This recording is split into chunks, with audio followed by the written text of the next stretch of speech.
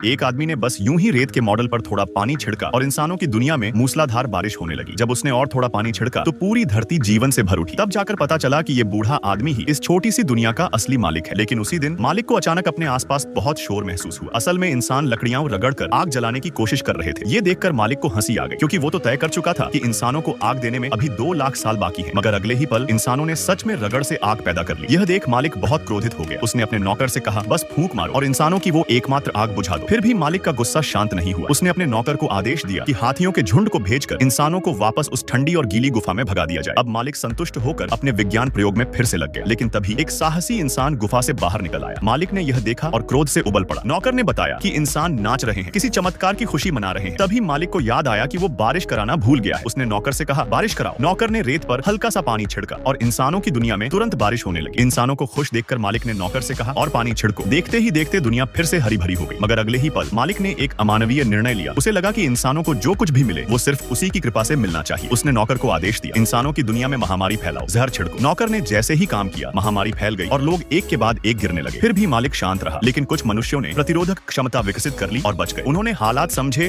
और तुरंत घुटनों के बल गिरकर मालिक से प्रार्थना की। वह नाचने भी लगे, समर्पण दिखाने के लिए। यह देखकर मालिक बहुत प्रसन्न हुआ और आराम से दोपहर की नींद में चला गया। लेकिन जब वह सिर्फ 5 मिनट बाद जागा तो इंसानों की दुनिया पूरी तरह बदल चुकी थी। 2 मिलियन 20 लाख साल बीत चुके थे। कभी जो जमीन पर रेंगते थे और उससे मिन्नतें करते थे, वो अब ऊंची ऊंची आधुनिक इमारतों में रहने लगे थे। मालिक ये देखकर इतना क्रोधित हुआ कि बेहोश होते होते बचा। इंसानों को ये याद दिलाने के लिए कि असली मालिक कौन है, उसने शहर की सबसे ऊंची इमारत की ओर इशारा किया और कहा, ये मेरी नजर में बाधा है। नौकर ने बिना कुछ कहे एक माचिस की तीली जलाई और इमारत पर फेंक दी। देखते ही देखते पूरी इमारत आग की लपटों में घिर गई। मगर मालिक को लगा आग पर्याप्त नहीं है। उसने एक घातक भवंडर विकृत हवा छोड़ा। एक विशाल मशरूम बादल उठ खड़ा हुआ। मालिक नाचने लगा और उसने आग के पास खड़े होकर खुद को सेंका भी। जब इंसान आग से बचने के लिए इमारतों की छतों पर पहुंच गए, मालिक ने सोचा, अगर अब मैं 2 विमान भी गिरा दूं तो बेहतर होगा। लोग डर के मारे प्रार्थना करने लगे। नौकर ने सुझाव दिया, अगर अब आप बारिश कर दें तो ये लोग आपको देवता समझकर पूजेंगे। मगर मालिक ने कुछ नहीं सुना, क्योंकि उसने देखा कि इंसानों ने तो फायर ब्रिगेड भेज दी थी बचाव के लिए। यह देखकर मालिक का क्रोध और बढ़ गया। उसे लगा, ये धरती, ये इंसान सब उसी की रचना है। कोई उसकी इच्छा के विरुद्ध कैसे जा सकता है। और फिर उसने एक और शक्तिशाली बवंडर छोड़ा। सारा शहर कुछ ही पलों में नरक बन गया। अब मालिक ने चैन की सांस ली और नौकर से कहा, जाओ मेरे लिए एक टोस्ट रोटी ले आओ ताकि मैं चलते वक्त खा सकूं।